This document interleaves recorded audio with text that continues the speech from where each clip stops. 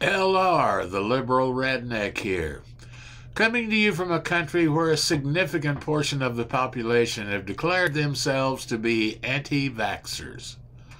Despite the long-running pandemic that has altered the course of our history so dramatically, they refuse to get vaccinated, refuse to wear a mask, and refuse to adhere to CDC-approved social guidelines.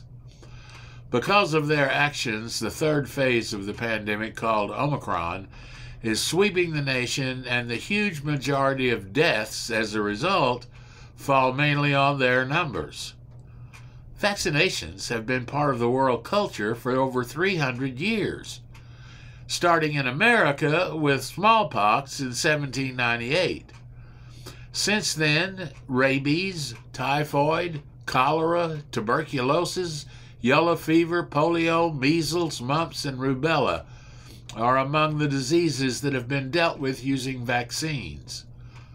The wearing of masks was instrumental in saving countless lives in the Spanish influenza pandemic of 1919.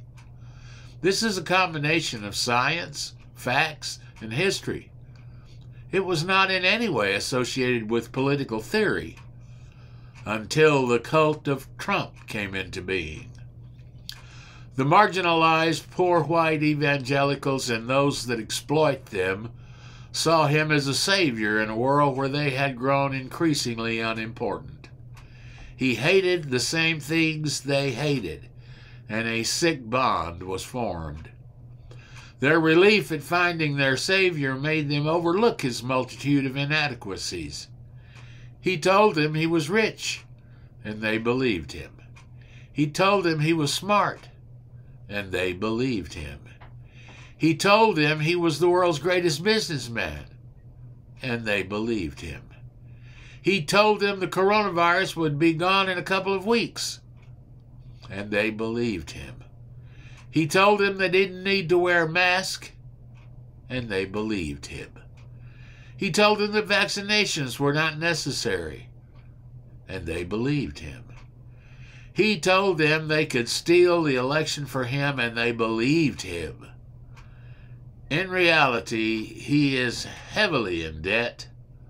According to his college professor, he was the, quote, worst goddamn student I ever had, end quote. Virtually every business he has started has gone bankrupt.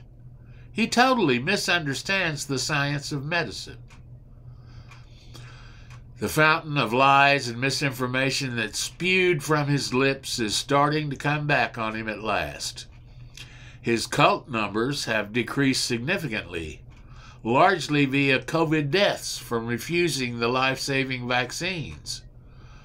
Republican politicians no longer fear running without his endorsement.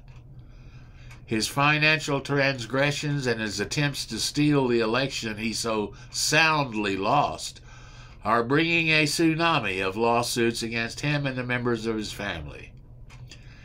His failed policies in dealing with the COVID pandemic have been directly responsible for hundreds of thousands of deaths.